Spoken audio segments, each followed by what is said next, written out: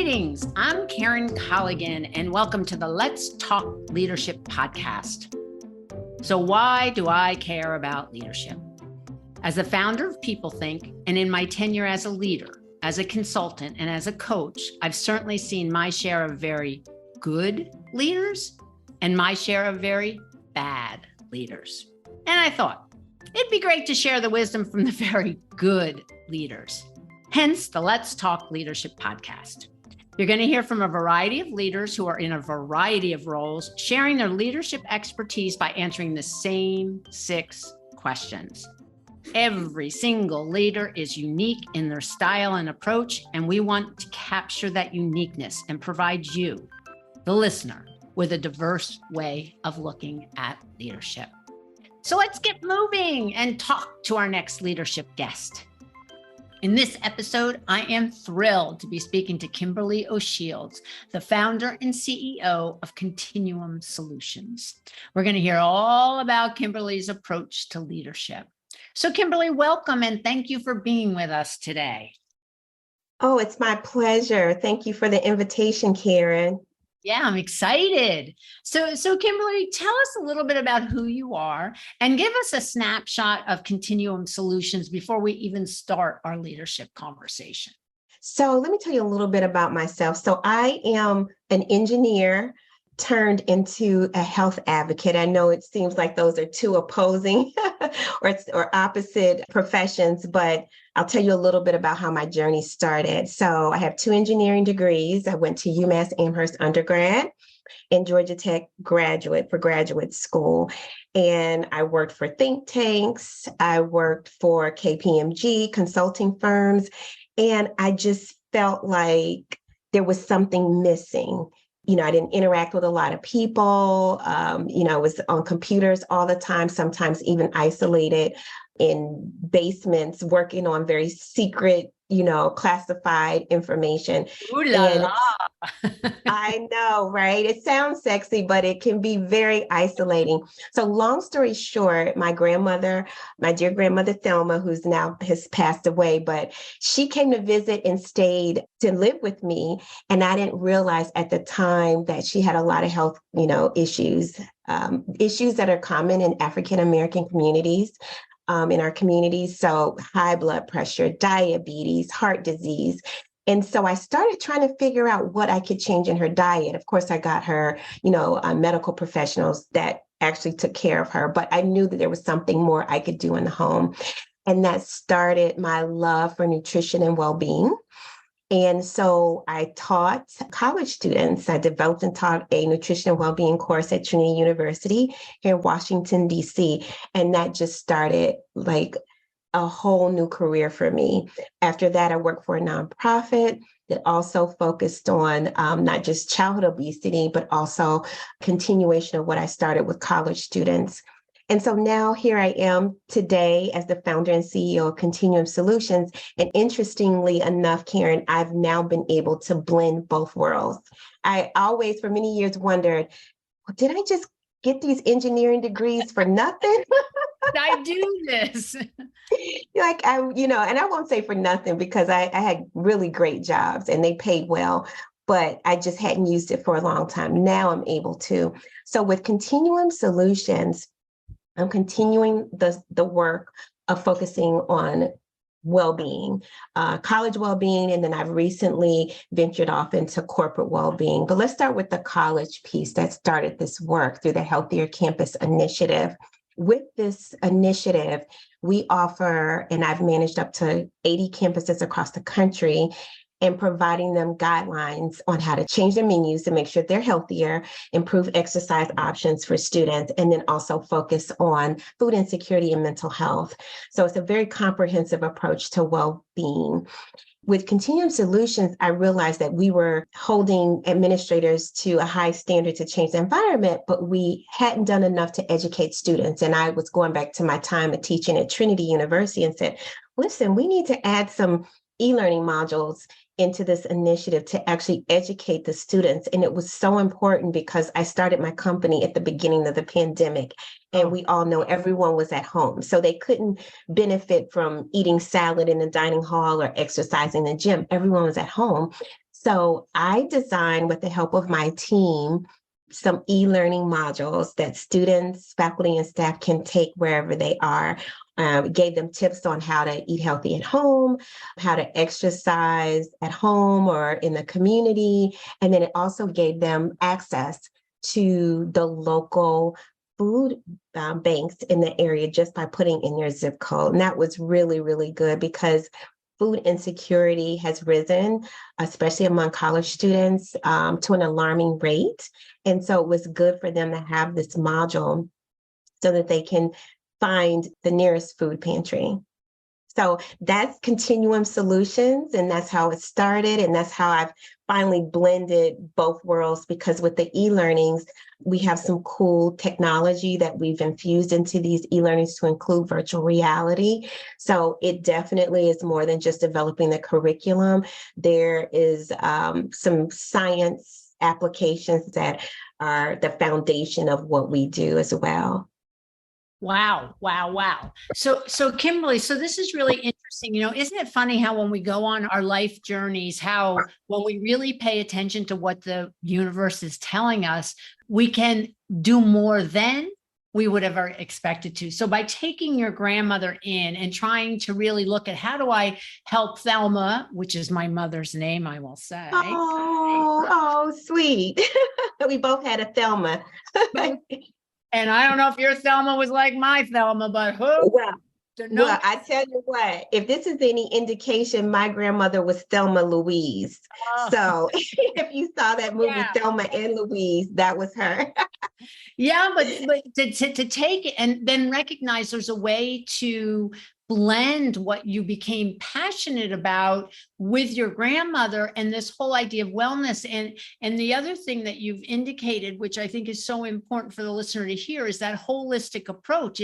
There's so much more than exercise. There's so much more than just eating. There's so much that goes along with that. So I love this, and I can't wait to hear more about you and your leadership style and what we're going to get into now, because as a leader, it's so important to listen and be able to be agile and be able to move based on the information you're getting. And your information was, I got to do something different. Absolutely. You summarized it perfectly. Yes. Love, love, love it. So let's get into our questions. And the first one, Kimberly, is, there's so many ways to define leadership, and you are number 36 of leaders that I have spoken to. And this question, there's similarities and they're all different. And that's what I love. So my question is, how do you define leadership? That's a great question. Because I've been trained in two very different worlds, I think I fluctuate a little bit between a very rigid environment of engineering, especially, when we're supporting defense contractors and government agencies. There's a clear leadership style for that environment. Now I'm in a softer, gentler environment. Right, with nutrition and well-being. So where I've landed on that definition is setting an example by which people are inspired to create. Mm-hmm. And that it spoke to my spirit, if you will, and the values that I have for my company. The setting the example is important, even if they see, the good, the bad. And what I mean by that is that, as a solopreneur, I developed this company on my own. I do have some subject matter experts that have been phenomenal. And we'll talk about that a little later. But I think it's important for me to incorporate the things that happen in my life with how I balance out business. And I think it's okay for my contractors, my consultants, my team, my interns to see that balance. So, once again, setting that example allows people, what did I say? So setting an example by which people are inspired to create. So that's where I am, and that's what feels comfortable for me, and that's what has worked so far for me and my team. Yeah. And it's so interesting, again, you come from two different worlds, as you said. I mean, the rigidity in engineering. And then if you're in government, it's going to be very hierarchical. When you start thinking about wellness and nutrition, what you start thinking about is the whole person. So it's more around the emotional intelligence, the EI stuff, and how do we collaborate, and how do we be empathetic, and how do I make sure that I'm honoring who people are. And there's good about both. And what I love is, Kimberly, you recognize you needed to adjust. And that's part of what leadership is. It's paying attention to the signs. It's paying attention to what information is coming my way. And if you stayed in that hierarchical way of operating in your current work, it wouldn't work. You couldn't inspire anybody. And you need, as you said, your SMEs, your subject matter experts, your consultants, you need them to be creative and thinking bigger. And by setting that example, that's exactly what will happen. Yeah. And I think, once again, just me being an example of just having some flexibility and giving them the freedom to create. I think that's very important. Absolutely. And, again, as leaders, we have to give people enough room to be able to create, but also to make those mistakes, Kimberly, and then be able to catch them on their way down, or let them fall and then pick them up, so that they recognize, okay, it didn't work this time, it will later on. And by being creative, it's then innovative. It doesn't always work that way. Right. So, and when I say creativity, I mean, we still have clear deliverables and deadlines. So those standard textbook leadership tools and methodologies are in place. I think where I want to take a different approach is how that's communicated. And once again, the example that I set, I think that's the distinction.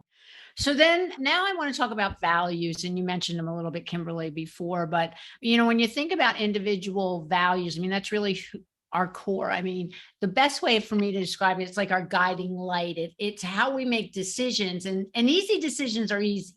However, when they're more complicated decisions, when we can fall back on our values and say, okay, I'm going to make this decision. It's not going to make everybody happy. However, my core, I know this is the right decision for the organization, for the team, for the project, for whatever we're making decisions for, is one reason I believe values are so important. So what are your top 3 values? What do you bring to Continuum?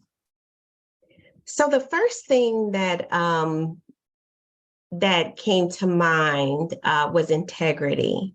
That is very important. I think that needs to be in everyone's business as a top value, but it is definitely for mine. There has to be some integrity there. I'm very sensitive to the work that I do and the population that I serve. And I serve students who are, a lot of them go to HBCUs, historically Black colleges and universities. And it is my mission to make sure that I do everything possible so that they can have the best resources in order for them to be successful.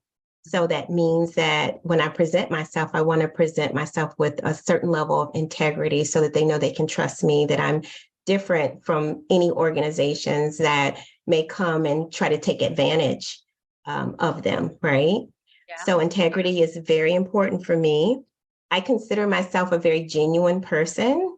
I want, whether it's a student or whether it's an administrator, whether it's a contractor or someone on my team, I want them to know that I really care and that I'm genuine, and not just about making money or the end results, but I care about them as people. I care about their stories, because that's what motivates me. So let me give you an example of that. I recently went up to Bowie State University, which is local. I'm in the DC area. I live in DC. Bowie is in Maryland. It's a HBCU. And I met a student there. Her name's Asia, and she manages the food pantry on campus. That's part of what we do. Food insecurity is part of my mission. And so I said, listen, what is it that you want to accomplish while you're managing the food pantry? And I said, as a matter of fact, let me come take a look. Let me tour your food pantry so I can see for myself. That offer that I made to her to do that showed her that I genuinely wanted to see her succeed and see the food pantry have as much fresh produce and shelf items that they need to service any student, faculty, or staff that needed it. And so when we met, there was just that connection where she realized that I was going to be her advocate. And as a result of her telling me about what she's trying to accomplish, I was able to get a $10,000 food donation from the Capital Area Food Bank just for their pantry. Wow. And yes. And I was really excited, but it was just me genuinely wanting to see what she does, see how I can help her, visit her campus, talk to some students. And out of that came this relationship with the local food pantry, and they offered them $10,000 in food credits. Wow. Well, there's a beautiful example of Kimberly being Kimberly. Well, yeah, thank you, Karen. I appreciate that compliment. And it just has to come from the heart. If it doesn't, I don't want to be in this business if it doesn't feel good. Exactly. You know, when I talk about leadership in my Keep It Real program, oftentimes I talk about head and heart. And we all have to have the head part. And we have to have the processes down, as you indicated, and make sure that strategy set and vision set and those kind of things are ready to go for the business. I mean, we're both women entrepreneurs. At the end of the day, if you don't have a heart, I say go home. Not interested. Go home. Yeah. I totally agree. So that was my number 2. Beautiful. And then fairness. It's important to be fair and just be clear with your team, with my consultants, my subject matter experts, what the expectations are, what I need from them, and to compensate them accordingly. Even though a lot of the people on my team, actually all of them, also believe in my mission almost just as much as I do, I want to make sure that I acknowledge that they are offering a service that has a tremendous value to it. And even though, I still kind of consider myself in startup phase, I do what I need to do to make sure that they're compensated fairly for their services. Another look at fairness is when I look at the campuses that I want to support, I want to try to level the playing field and look at equity and inclusion. We know that some of our HBCUs and other minority serving institutions aren't funded at the same level as some other majority institutions.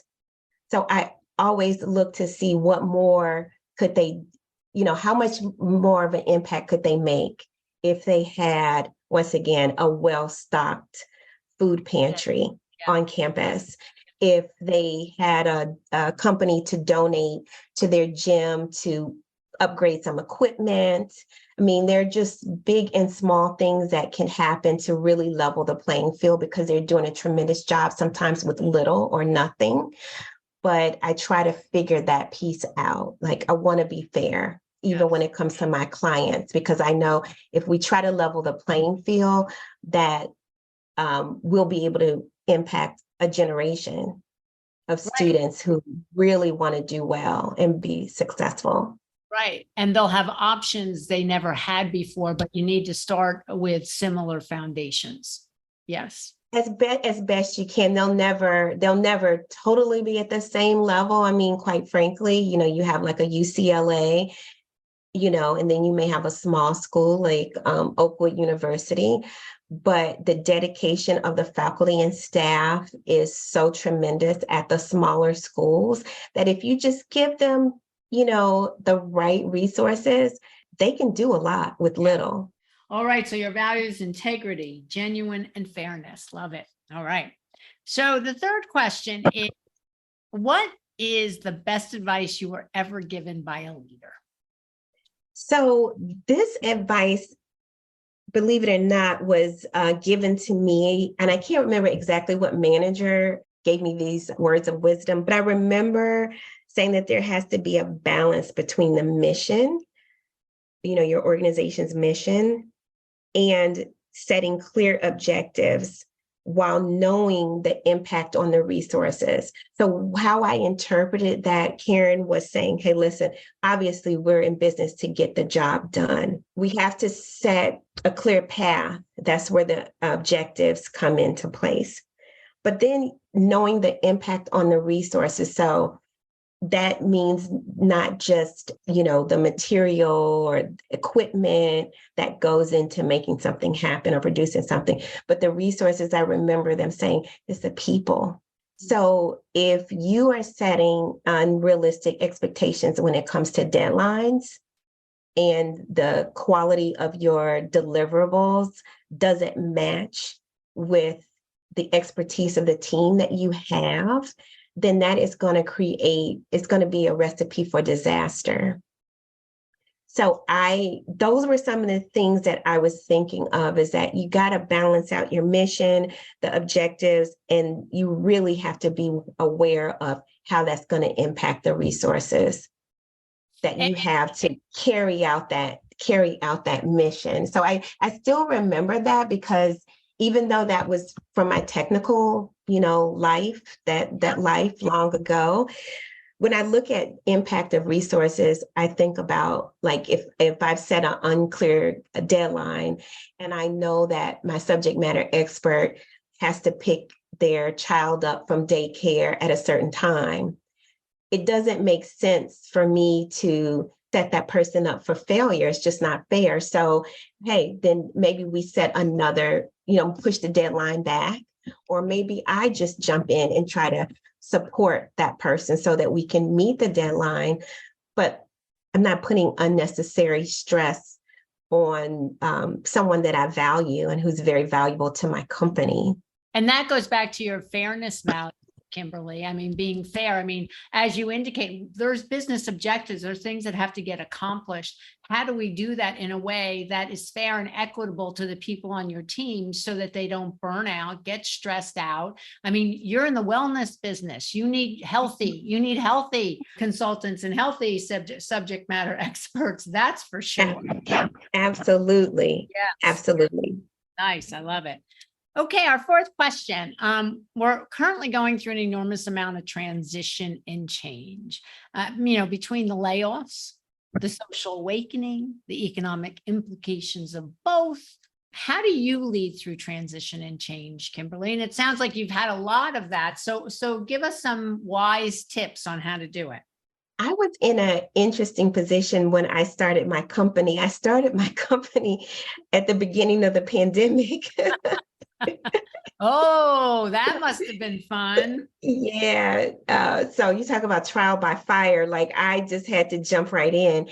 And so the initiative that I once managed was very effective. It had been evaluated. We had data to show that it reduced BMI. I presented at professional conferences all over the country, had 80 campuses that have used the initiative. But then everyone was sent home, right? So this is an initiative where the university was responsible for healthier menus and, improving the exercise options and the gym, and everything was designed around being on campus. So then COVID hit, and I said, well, everyone's at home, so that won't work, right? Right. So then what I had to do, I got my team together, and we all just brainstormed. I reached out to, and this helped a lot, I reached out to the campuses. And first and foremost, I said, what can I do to help? Separate from, you following the guidelines, what do you need? And I think that was one of the first things that my team saw me do, that I really cared enough to say, are your students okay? How are you reaching out to them? What support do you need? Do you need mental health services? Do you need resources from the food pantry? What do you need? Right. So I think that was a good example of leadership, because I just rolled up my sleeves and tried to deal with what was happening. Then after we kind of, put those fires out and made sure they had what they needed immediately, I said, okay, well, let's re-envision this initiative. Yeah. How do we provide these valuable resources if the students aren't on campus and we don't know how long this is going to last? And so I remembered my time at Trinity where I taught the students. So I developed curriculum around these very key concepts. So I said, we can do the same thing. Students are taking classes virtually. We will create a virtual curriculum that just took on a life of its own. And that really is the central focus now of this initiative, because before it was never student facing. And I always felt like there was something missing, because even though you can create a lovely salad bar and have really healthy options in the dining hall, if students haven't been educated about why they should stop there and not go straight to the burgers and fries, Exactly. I've seen it. They're going to go to say, oh, okay, that's what a salad bar is, but I want burgers and fries. So, and there's nothing wrong with burgers and fries. I eat them too, but I'm just saying that we had to look at my business model from a different approach and figure out we can still add value with this virtual component, with this education piece, and we can still reach actually even more students than what we did in the first phase of the initiative. It was a challenge. It wasn't easy. And we're still working through it, and we're going to add some virtual reality components to these modules. But that gave me an opportunity to be creative, to show the team that I'm not panicking. We're not going to panic. We brainstormed. We got some working groups together from 5 HBCUs. And we put together, I believe, it's the best solution. We probably wouldn't have had it if the pandemic hadn't happened. Absolutely not. And plus what you just said, you even have the capacity and capability to reach more students. So what's better Absolutely. than that? That's where we go back to the beginning of the conversation, where you're getting to blend your engineering background into this. So, I mean, it's like a win-win, even though at the time, I'm sure it did not feel like a win-win at all. No, it didn't. It was kind of scary at times, but I knew there was a need there, and I knew that I could help. I just had to figure out how. And I'll just say that not only did the e-learning modules, bloom from this pandemic, a very tragic situation, but recently I have launched my Healthier Corporate initiative. Now we're doing corporate well-being. So it's just the pandemic, as unfortunate as it was, it forced our team to just, lock in, put our heads together and be creative. And now we have, a new and improved campus offering. And now we've launched a new corporate wellness program, which obviously, there's still hybrid work. Some employees are in the office. More coming back to the office, but some are in the office, some are at home, and some have like a hybrid schedule. So they needed this as well. That's so exciting. Yeah. And again, it goes back to what you talked about earlier around leadership. And again, the processes have to be in place, and we need to make sure we've got our vision and strategy in place, and we're inspiring people. And at the end of the day, leadership about seeing what's coming at us and making decisions in the moment about what's going to continue us growing and moving to the next level. And you did that in 2 different circumstances. So that is really cool. Love. Oh, thank you. Transitions, Kimberly. Thank you, Karen. Of course. All right. Our 5th question. We know the best leaders are curious and always learning. What tools and resources have you used to make sure that you are continuing to grow and you are continuing to develop? Well, you're probably aware of one of the ones that I'm going to mention. That's the Sandler sales training. Once again, my background is in engineering. I've never had to sell anything a day in my life. Never, ever did I have to sell. So this role is not the one that I'm most comfortable in as a salesperson, but I know if I want to eat and I want that I have to do something different. I am happy to have been that I'm participating in the Sandler sales training program. That is a very valuable resource for me.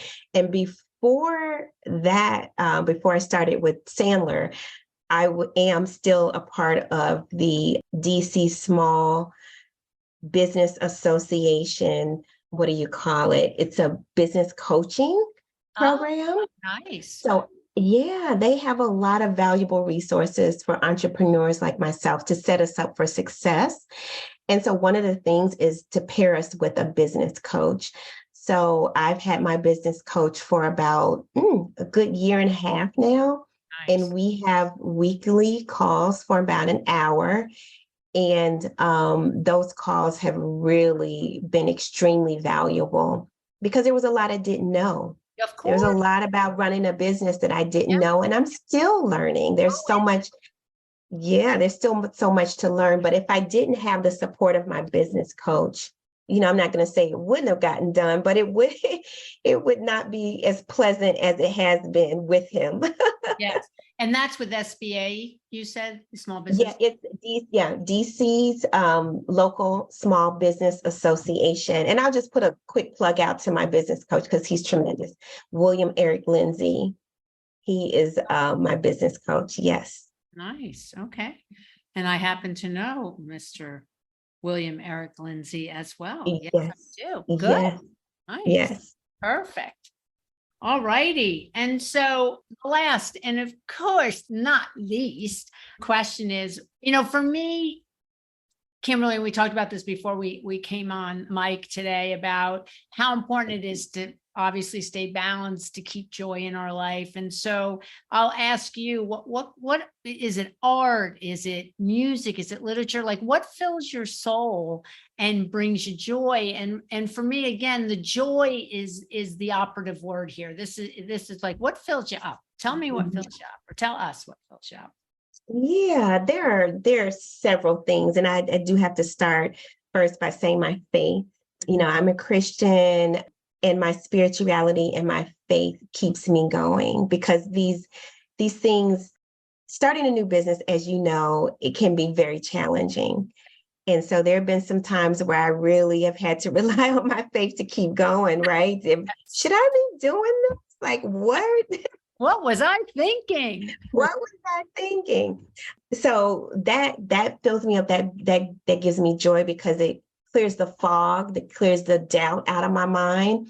And I know that this was my purpose. Like when people say that they're looking for their purpose, I know that this is something God intended for me to do. And I even look at how different my background was from when I started as an engineer to making the transition to nutrition and higher ed. And now I'm finally blending it all together. So I feel like, okay, I get it. Like I get it. And that makes me happy to know that I haven't, just kind of fallen off the rails and just done a lot of different things. Like it literally is coming together. And so my faith helped me get there. I would also say that, even when I look at the work that I do, when I'm on college campuses, I mentioned going up to Bowie State, helping that student who was working in the food pantry, that gives me joy. I taught at Trinity University for 6 years. It's an all-women's college, mostly urban learners, Latina and African American, and they inspire me because they've had to jump over some hurdles that I couldn't even imagine having survived. And they do it with such dignity and grace and tenacity. So I would say that also brings me joy, just to be able to interact with them and to see that what I'm doing in my business is really having an impact on them. Now, when it comes to something, routine that I do that has really made me happy and created some balance lately, it's swimming. So I started swimming again a year ago. And that just clears my mind. I mean, I'm a water sign. I'm a Pisces. So I didn't realize how much I needed it. It was relaxing. It's at times even, it energizes me. And I can, interestingly enough, I think of some very creative ideas when I'm in the pool. Yes, I understand, because I used to be a runner and now I walk because I have an injury. And it's where I'm the smartest, Kimberly, because your mind's at rest. So things can and flow in there. I agree with you completely. Love. Absolutely. So I really I love swimming. So it brings me a lot of joy. So, and then last but definitely not least, my family. I have a very close-knit family. We just have a good time together. That's my backbone. They support me. I support them. I just came back from my nephew's high school graduation, and that was just so much fun. And looking at the future, the generation coming up, I'm excited. I mean, sometimes we hear a lot of bad news, but when I just see the hope in their eyes, I see just how hard they work, and I see how creative they are. They take risks that even I probably wouldn't have taken at their age. I'm like, what? I mean, you don't just want to go work for one company for the rest of your life and retire from that company. Not a chance of it. Not a chance of it. Yeah. No, but I love watching all the great things that they're doing, and they're doing it without fear. So yeah, I see that in my nephews and my niece, and yeah, it makes me happy. Nice. We love happy. Yeah. Joy is good. Happiness is good, right? You got to love that. Absolutely. Well, Kimberly, it has been a joy. So today I'll answer my sixth question. The joy for today was having a conversation with Kimberly O'Shields of And may I add one more thing that'll just really tie this whole thing together with the joy piece anyway. How about my middle name is Joy? Is it really? Oh, Yeah. my goodness. Okay, well, say no more. Your mom knew what she was doing when she named you. That's crazy. Okay, Yes. Kimberly Joy O'Shields. That's it. That's it. Gotta love that. Well, thank you. And thank you for sharing your wisdom and your journey and how you brought your two worlds together to really, because if you hadn't been the engineer that you were and had those experiences, Kimberly, it would have been very complicated and difficult for you to do what you're doing now. So to be able to do this too is I'll say marvelous. I can't think of a better word. Oh, Oh yeah, it's really it's a delight to hear. yeah, it is pretty special. I mean, I'm realizing it more and more every day, but it's definitely pretty special, and I'm appreciative and grateful to be in this position. All right. Well, thank you. And thanks everyone for You're listening. welcome. Yes. And I'm Karen Colligan, and you've been listening to Kimberly Joy O'Shields, founder of Continuum Solutions. If this leadership podcast was of interest to you, go to our YouTube channel, People Think SF, and look at all the other distinguished leaders I've had the pleasure of interviewing. You're going to learn so much about the uniqueness of leadership. I know I have. And don't forget to share with your colleagues. Till the next episode of the Let's Talk Leadership podcast, have a good one, and don't forget to keep it real.